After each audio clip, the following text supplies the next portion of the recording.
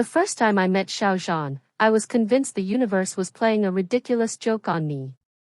It was raining in Beijing, the kind of rain that made umbrellas surrender and shoes question their purpose in life. I was standing outside a small cafe near Nanluo Guxiang, clutching a folder filled with designs that my boss would probably hate, when a man in a black coat crashed into me like a confused meteor. My papers flew everywhere. So did my dignity. "I'm so sorry," he said in English first, then quickly switched to Mandarin, his voice warm and slightly panicked. He knelt to help me gather the scattered sheets. I was ready to lecture him about the concept of walking with eyes open, but then he looked up. And just like that, my brain filed a resignation letter. It was Xiao Zhang. Not a man who looked like him. Not a distant cousin. The actual Xiao Zhang, national treasure, destroyer of hearts, owner of cheekbones that could probably cut glass. I opened my mouth to speak, but what came out was something between a cough and a dying goat. He smiled apologetically. "Are these important?" "Only the remains of my career," I muttered. He laughed, a soft, genuine sound that didn't match the glamorous image I had seen on screens. "Then I owe you my life." "That seems excessive. Maybe just buy me a new coffee." And that, according to my future self, was the sentence that ruined everything in the best possible way. We ended up inside the cafe, sitting by the foggy window while the city outside melted into gray watercolor. He insisted on ordering for me as compensation. I insisted he stop acting like he'd committed a felony. "You're surprisingly calm," he said, stirring his drink.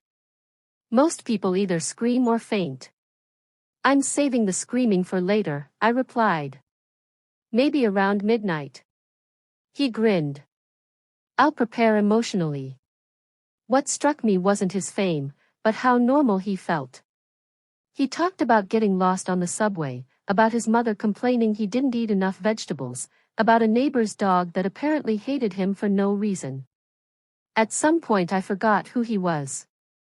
He became just John, a slightly awkward man with kind eyes and an unfortunate talent for bumping into strangers. Before we left, he looked at the folder on the table. "You're a designer?" "Trying to be." "Then don't let today's rain wash that away." I didn't know it then, but that sentence would echo through the next months of my life like a stubborn song. 2 weeks later, fate decided to stop being subtle. My company was hired to redesign a studio space for a new drama production. I arrived late to the meeting, wrestling with a bag of samples and my chronic inability to wake up like a functioning adult. The director greeted me with terrifying enthusiasm. Perfect timing. The lead actor just arrived. I turned, and there he was again, Xiao Zhang in a soft blue sweater, looking equally shocked. "You," we said at the same time. The room fell silent. My colleague whispered, "Do you know each other?" "He assaulted me with rain," I answered. Zhang pressed a hand to his chest. "I bought her coffee to atone for my sins." The director clapped like we were characters in his script. "Wonderful. Instant chemistry." That was the beginning of our professional relationship. I was responsible for parts of the set design. He was responsible for making my heart behave like an overexcited puppy. We started meeting often, sometimes for work, sometimes accidentally on purpose. He had a habit of texting at odd hours. "Are you awake or pretending to be a productive citizen?" "I'm designing your fictional bedroom," I replied once. "What color is your soul?" "Probably exhausted gray." Not helpful. Little by little, laughter filled the spaces between us. He told me about the pressure of being perfect. I told him about my fear of being invisible. We became two honest disasters leaning on the same wall. But stories like this never stay simple. One evening after a long shoot, he invited me to walk along the river. The city lights trembled on the water like shy confessions. "Do you ever wish you were someone else?" he asked suddenly. "Every Monday." He chuckled, then grew serious. I mean it. Someone without expectations stitched into their name. I looked at him, the famous man who felt strangely lonely. I don't want you to be someone else. The words slipped out before I could filter them. He stopped walking. The world felt too quiet. That's dangerous to say, he murmured. Danger is my brand. For a moment I thought he might reach for my hand. Instead, his phone rang, sharp, intrusive, like reality clearing its throat. His manager needed him. Of course. As he left, he turned back once. Thank you for not seeing only the actor. I wanted to tell him I saw far too much. The next days were chaos. Rumors spread that he was close to a mysterious woman from the design team. My name wasn't public, but anxiety became my new roommate. At the studio, Jean avoided me to protect us both. Professional smiles replaced our private jokes. I hated how reasonable it was. Then came the gala night. I was invited as part of the crew, wearing a dress that made breathing a decorative activity. Cameras flashed like hungry insects. I tried to stay invisible behind a column, my lifelong talent. Until someone announced, Xiao Zhang has arrived. He entered the hall like a scene written by an overly dramatic novelist. Black suit, gentle smile, eyes scanning the room. And they stopped on me. Across the distance, he raised his glass slightly, a secret greeting meant only for one person. My heart performed several illegal maneuvers. Maybe love, I thought, begins with small rebellions. The evening should have ended peacefully. It did not. A reporter cornered me near the exit. Are you the designer rumored to be close with Mr. Xiao? I froze like a badly paused video. Before I could invent a respectable lie, a familiar voice answered behind me. She's a friend, Jean said calmly, stepping between us. And she deserves a quiet night. The reporter retreated, disappointed. I stared at him. You didn't have to do that. I wanted to. Outside, the city waited with open arms and too many possibilities. He walked me to a taxi, rain beginning again like a nostalgic melody. Looks like we keep meeting under wet skies, he said. Maybe the clouds are invested in our story.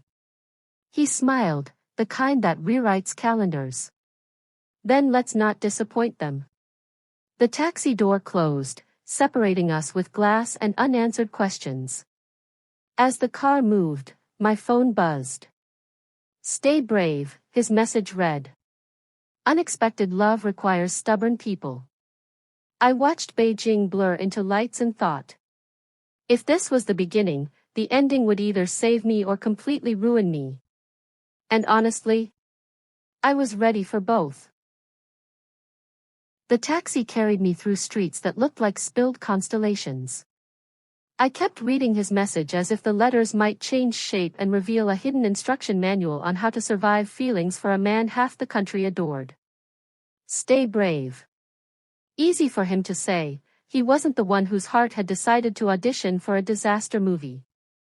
At home my apartment greeted me with its usual chaos, a plant that refused to die out of spite, sketches scattered like wounded birds, and a refrigerator containing nothing but heroic intentions.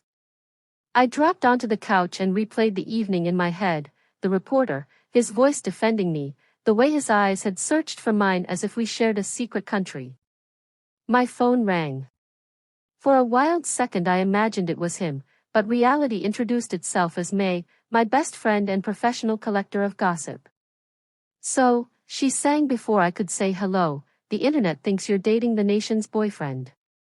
I'm not dating anyone, I groaned. Yet, she corrected. Tell me everything or I'll assume you've joined a cult.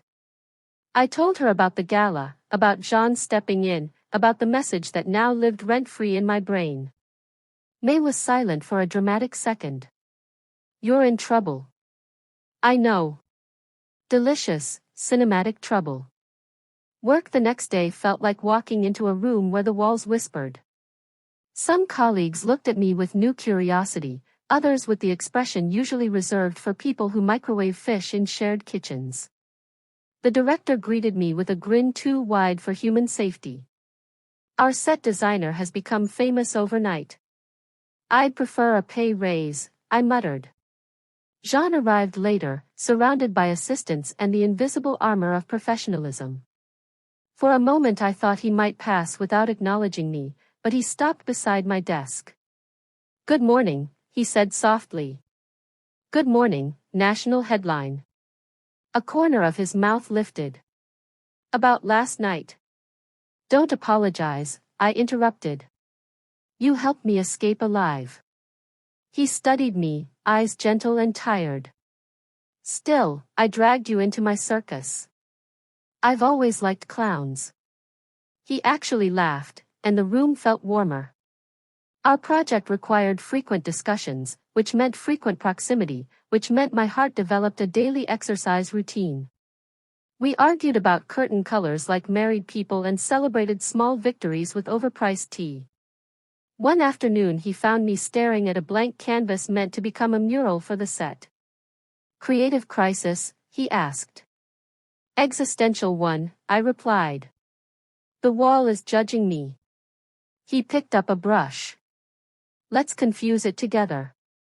We painted nonsense: blue birds with square wings, a sun wearing sunglasses, a dog that suspiciously resembled our producer. Laughter echoed through the empty studio. In that messy moment he wasn't a star, and I wasn't an anxious designer. We were just two adults vandalizing a wall with permission. "Thank you," he said quietly. "For ruining public property. For making normal days possible." My chest tightened. "Careful, Xiao Zhang." That sounded like affection. Maybe it was. The air between us became shy. Then his manager burst in, horrified at our artistic crime scene, and the spell broke like a clumsy plate. Rumors, however, refused to break. Photos of us leaving the studio appeared online, nothing intimate, just two people walking and breathing, apparently scandalous activities. Comment sections turned into battlefields. Some fans shipped us, others planned my fictional funeral. I pretended not to read any of it. I read all of it. That evening Jean called. "I'm sorry," he said before greeting me. "It's getting noisy again. I've survived worse. Once I wore socks with sandals." He sighed, relieved. "Can I see you? Somewhere without cameras?" "Are you suggesting we hide like criminals?" "I'm suggesting noodles at my aunt's restaurant. She scares journalists." I agreed before courage could file a complaint. The restaurant was a small miracle tucked between louder buildings. His aunt welcomed me like a long-lost niece and immediately complained that Jean was too thin and too famous. We ate, talked, and for a few hours the world forgot to be complicated. On the walk back he grew thoughtful. "Do you regret meeting me?" I considered lying for safety. Instead I chose honesty, the reckless cousin of wisdom. "No. I regret how difficult it is." He stopped under a street lamp that made his hair glow like polite fire. "I don't want to be a difficulty in your life." "You're not," I said. "You're more like an unexpected plot twist." He smiled. "Good or bad genre?" Still undecided. A car passed, splashing light across us. His hand brushed mine, accidental, deliberate, impossible to classify. "I want to try something selfish," he whispered. "Should I be afraid?" "Probably." He leaned closer. The city held its breath. I felt the entire universe reduced to the distance between two confused adults. Then, my phone rang. We both laughed at the cosmic timing. "Your life has excellent villains," he said.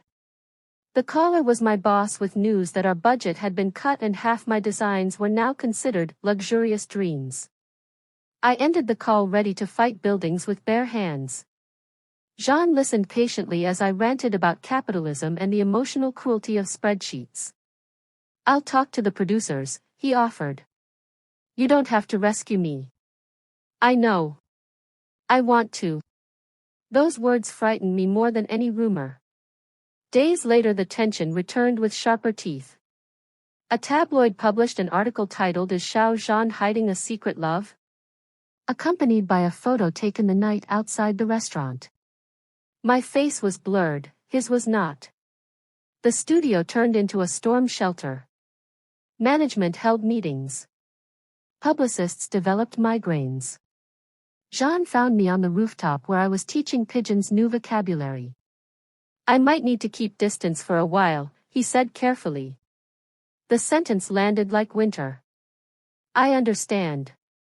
I hate it. Me too. We stood side by side, pretending the city below was a simple map instead of a maze. Promise me something, he said. Depends. Does it involve crime?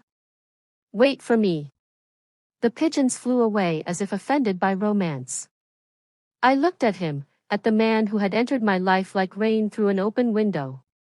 I'm not very good at waiting. Learn, he replied with a sad smile.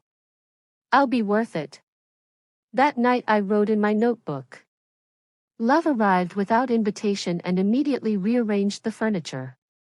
I didn't know how long the distance would last, or whether our story would survive public weather.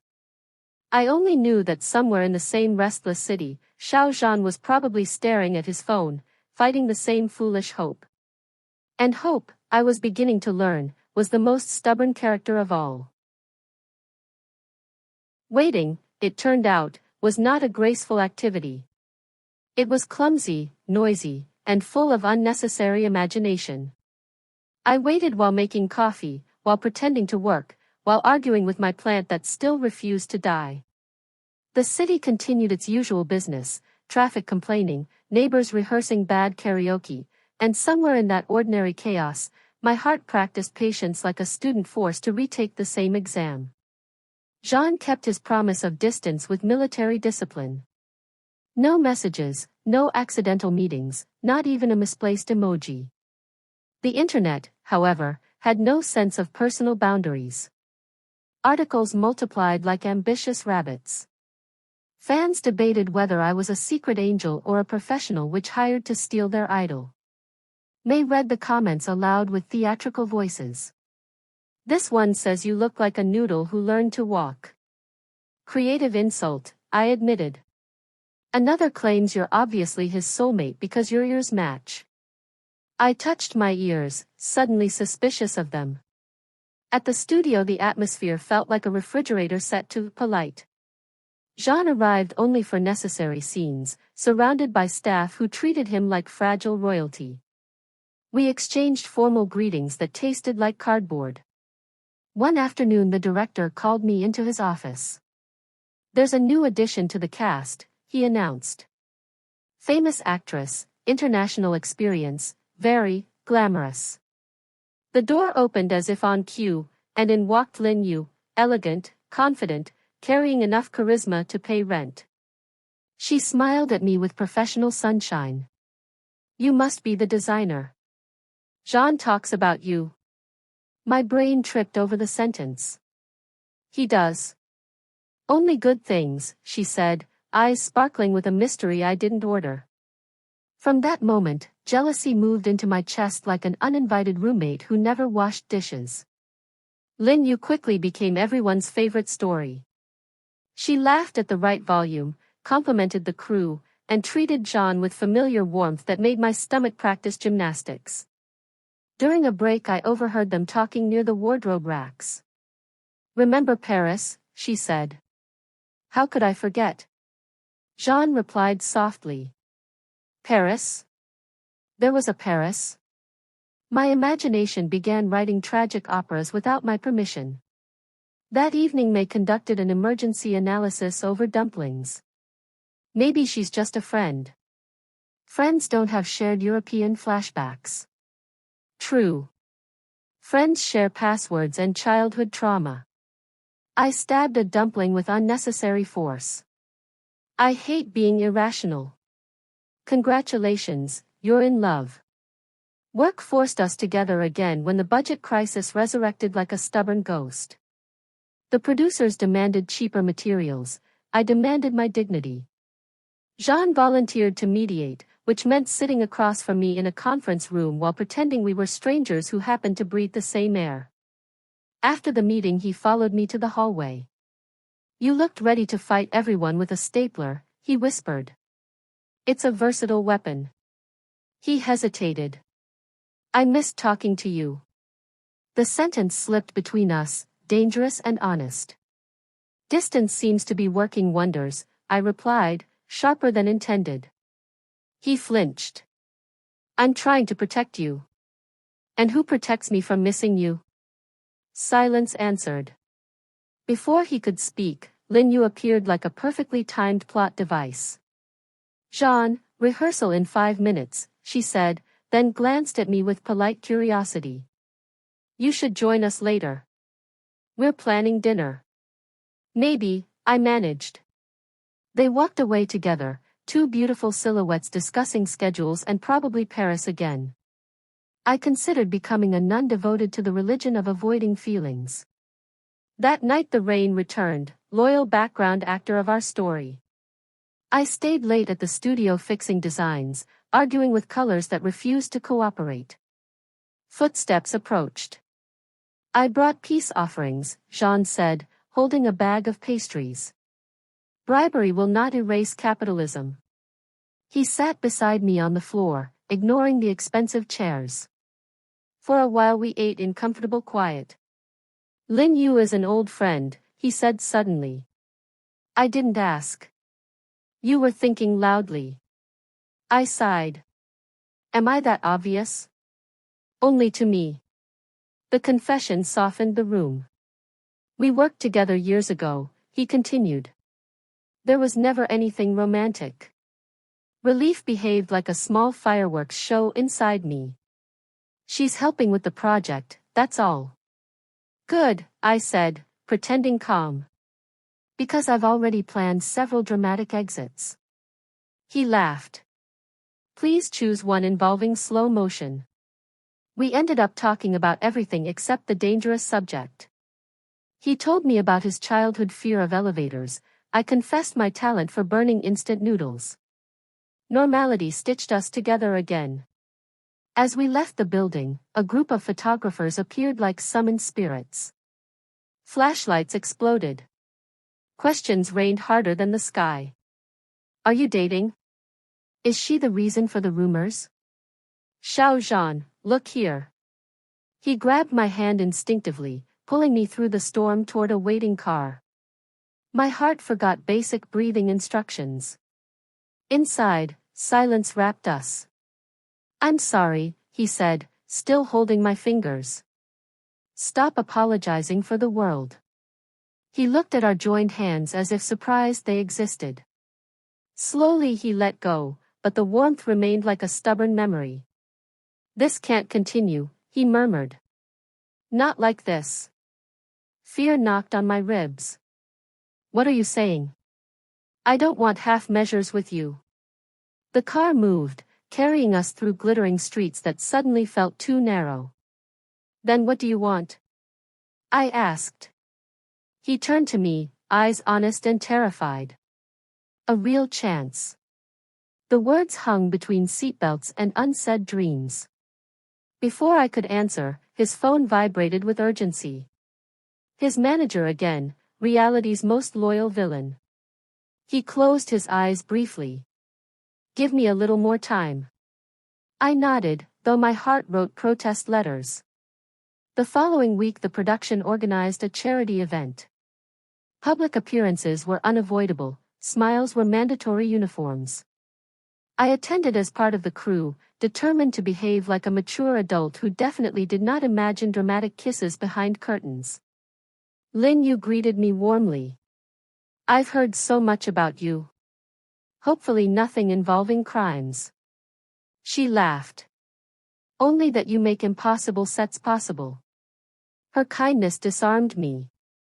Jealousy felt suddenly childish, like wearing shoes on the wrong feet.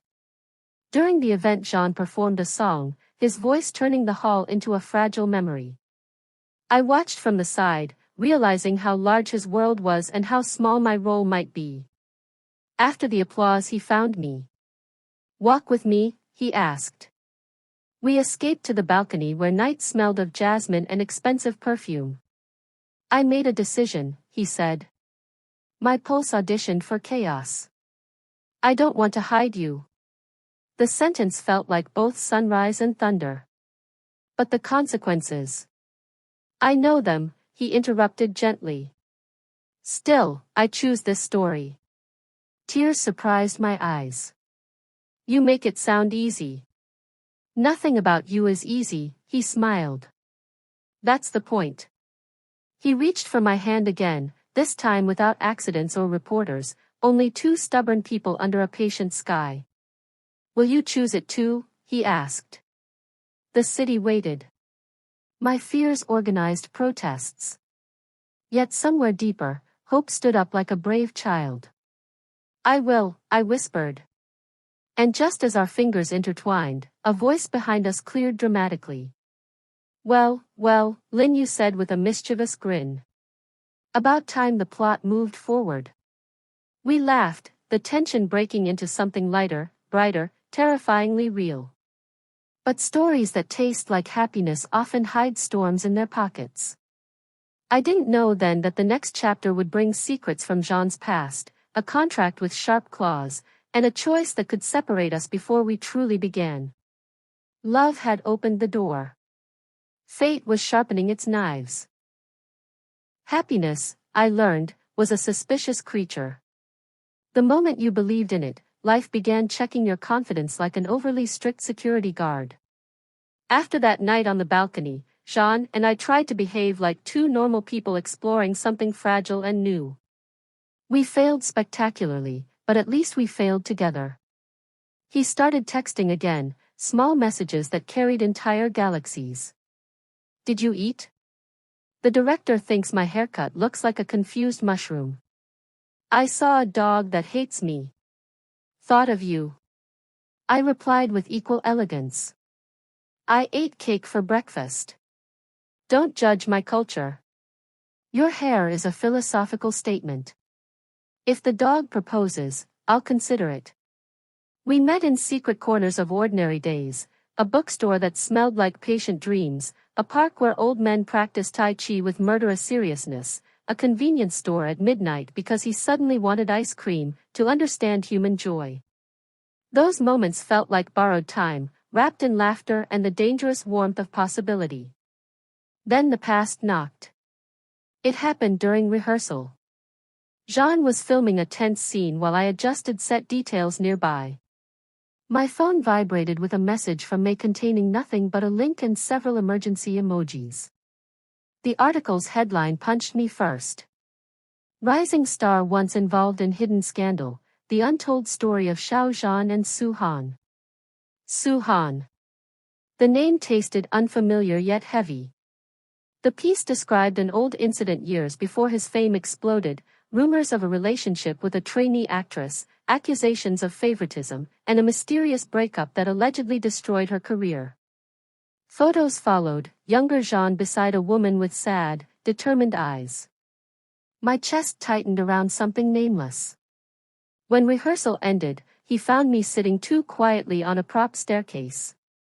"You look like someone stole your favorite planet," he said lightly, then noticed my face. "What happened?" I showed him the screen. The color left his expression like a hurried guest. "Where did you get this?" "It's everywhere." He closed his eyes. I was hoping that Ghost had finally learned to sleep. We escaped to an empty dressing room, the kind with mirrors that reflect too much truth. "Tell me," I said. He leaned against the table, suddenly older than the man who joked about dogs. "Su Han and I were close," he began. "We trained together, dreamed together. When opportunities came, mine arrived faster. People assumed things. Were they true?" He shook his head. Not the way they wrote it. We cared about each other, yes, but there was no betrayal. Just two young people crushed by a system that loves sacrifices. What happened to her? She left the industry. I never heard from her again. Silence filled the bulbs around us. Why now? I asked. Because happiness makes good target practice. His honesty hurt more than any rumor.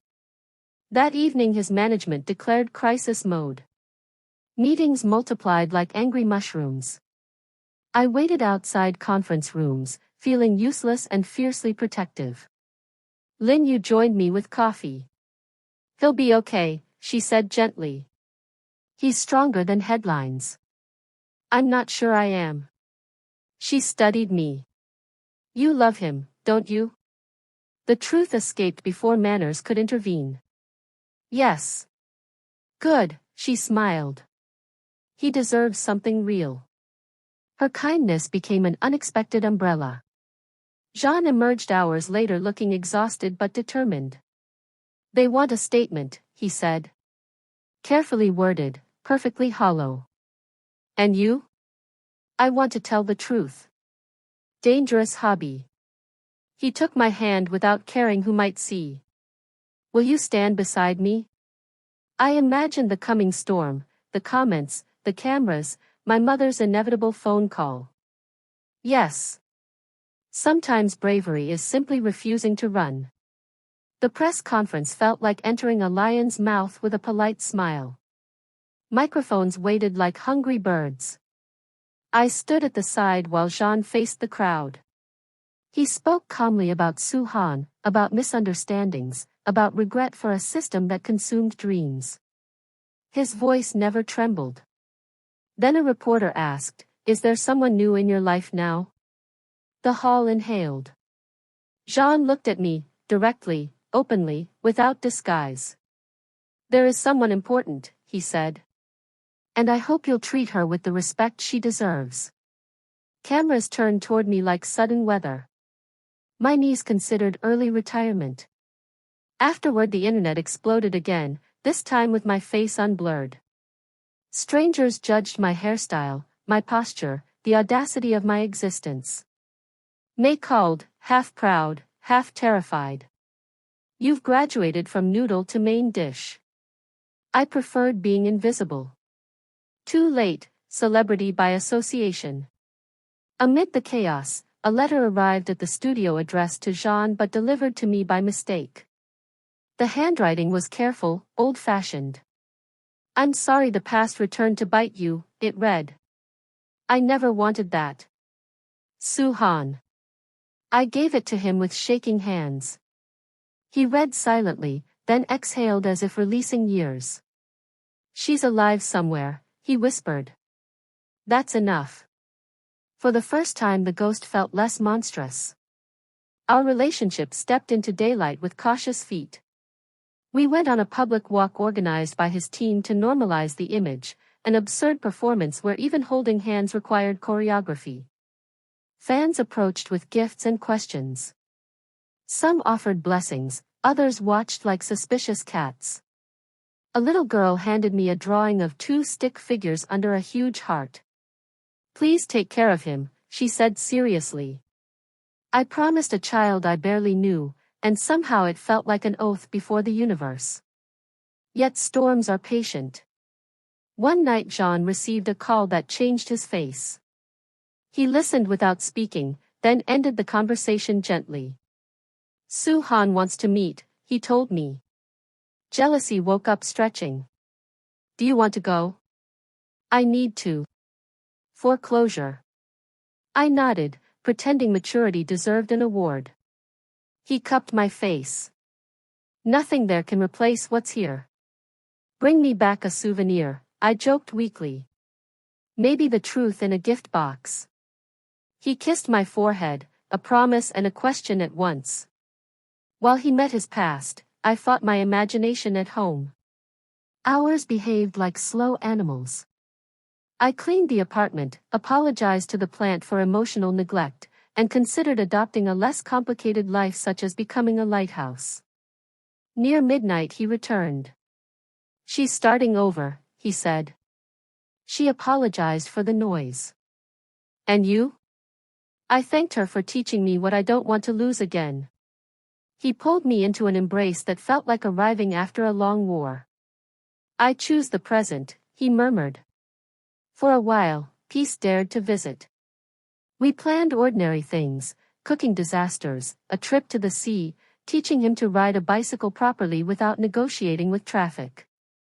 I believed the worst had passed. I was wrong. Because love stories enjoy surprises, and ours was preparing the cruelest one, a contract clause from his agency demanding a strategic separation to protect his image. The paper arrived like winter inside an envelope. Temporary, his manager insisted. For the fans, for the sponsors. Jean stared at the document as if it were written in knives. "They want us to break up," he said quietly. My heart performed a small, tragic bow. That night we sat on my balcony, city breathing below. "What will we do?" I asked. He held the contract between fingers that had painted nonsense birds with me months ago. "I've followed scripts my whole life," he said. "Maybe it's time to write one." I looked at the man I loved, actor, dreamer, stubborn soul, and understood that the next decision would shape more than headlines. Outside, clouds gathered like witnesses. Inside, two people prepared to fight a world that disliked unscheduled happiness. Contracts, I discovered, were very dramatic pieces of paper. They didn't shout, didn't cry, yet somehow managed to sound like a thunderstorm folded into legal language. Jean read the clauses again that night as if the sentences might suddenly feel ashamed and rearrange themselves into kindness. "Strategic separation," he repeated with a humorless laugh. "They make heartbreak sound like a marketing plan." I sat across from him, counting the city lights outside my window. "Maybe they're afraid your fans will revolt with pitchforks." "Modern fans use keyboards," he corrected. "More painful." We tried to joke, because the alternative was staring directly at fear, and fear had very intimidating eyebrows. His manager had been polite but firm, a few months apart, minimal contact, public silence. The drama's success depended on his available image. Sponsors loved single heroes, complicated men were bad investments. "So I'm a stock market risk," I said. "You're my favorite risk," he answered immediately. The next days felt like walking inside a glass box where everyone could see but no one could touch. The studio buzzed with opinions disguised as concern. The director pulled me aside. "These things pass. Careers are long, romances are seasons." "I've never been good at gardening," I replied. "Lin, you brought me pastries shaped like tiny suns." "Whatever you decide," she said, "don't disappear. The set needs your stubborn taste." Even May practiced unusual gentleness. "If you run away to a mountain monastery, take good internet. I'll visit." Support surrounded me like a brave army, yet the decision belonged only to two frightened hearts. Jean invited me to his apartment for what he called a summit between emotional governments. The place was surprisingly ordinary, books stacked like tired soldiers, a guitar missing one string, a refrigerator filled with healthy intentions and rebellious soda. He cooked dinner with the concentration of a surgeon and the skills of a confused pirate. "This chicken died in vain," I observed. "It died for love," he argued. We ate the heroic disaster and talked about everything except the contract until the silence grew too loud. "I don't want to lose you," he finally said. "Then don't sign it. Easy for rebels with normal jobs." I reached across the table. "I'm not asking you to burn your life. Just don't let them write ours." He looked at our hands as if they were negotiating their own treaty. "What if staying hurts you more than leaving?" he asked. "Pain with you sounds better than comfort without you." The truth tasted terrifying and sweet. The agency arranged a public statement announcing a mutual focus on work. Drafts were sent, revised, sanitized. I read the version that described our relationship as a warm friendship and felt like a piece of furniture politely removed from a room. That evening Jean arrived soaked by sudden rain, eyes bright with rebellion. I didn't sign, he said before even greeting me. My heart performed fireworks without permission. They threatened penalties, schedules, the usual monsters. And you? I told them I'm tired of playing characters when my real life is finally interesting. I laughed and cried at the same time, a confusing duet. Come here, brave fool, I whispered. We hugged like survivors who had chosen the same lifeboat. The consequences arrived quickly. Sponsors hesitated, articles predicted career suicide, anonymous experts wrote essays about irresponsible romance. My phone became a zoo of opinions. One message from an unknown number read, "You're ruining his future." I showed it to Jean. "Delete the future, Inspector," he said calmly. "Our future has better manners." Still, doubts visited at night wearing comfortable shoes. Maybe they're right, I murmured once while we lay on the couch pretending to watch a film. Maybe, he admitted. But a future built on fear is already ruined. He kissed my temple, and the doubts went to make tea somewhere far away. To calm the storm, he decided to speak directly to fans through a live stream. I watched from behind the camera, chewing my courage like gum. He talked about gratitude, about respect for supporters, about being human before being an image. "I've met someone who reminds me to breathe," he said. "I hope you'll allow me that simple happiness." The comments exploded, some angry, many gentle, a surprising number protective. Love, it seemed, had secret allies. After the stream he looked 10 years lighter. "You were magnificent," I told him. "I was terrified," he confessed. Same thing. Life slowly adjusted its posture. The drama continued filming, the set became our second home again. We worked, argued about curtain colors, invented new murals with less criminal intent. One afternoon a package arrived for me, an anonymous gift containing a small compass and a note, "For when the world pushes you north, remember where your heart lives." I suspected a fan with poetic tendencies. Jean inspected it like a detective. "If it starts giving orders, we throw it into the sea." The real test came during the award ceremony months later. He was nominated, the media sharpened their pens, the agency prepared emergency smiles. We walked the red carpet together despite every warning. Cameras roared like excited oceans. I held his hand, remembering the little girl's drawing and the promise I had made. Inside the hall he whispered, "Whatever happens, thank you for choosing this madness. Madness looks good on you." He didn't win the award. Another actor received the trophy, and the room applauded politely. Yet as Jean returned to his seat, fans chanted his name louder than any winners. He looked at me with disbelief. "Seems we survived," he said. "Don't celebrate yet. I'm planning a speech about your mushroom haircut." He laughed, free and bright, and I knew we had already won something unmeasurable. That night on the same balcony where our story had first confessed itself, we watched fireworks scattered across the river. "Do you regret not signing?" I asked. He shook his head. "I regret every year I lived carefully." I leaned against him, listening to the city approve in distant noises. "Then let's be careless together." He kissed me, no cameras, no scripts, only two stubborn hearts refusing to apologize. The future remained uncertain, filled with schedules, rumors, and unpredictable weather. But we had learned the most important lesson: love that arrives unexpectedly also teaches unexpected courage. And courage, like spring, has a way of blooming even through concrete.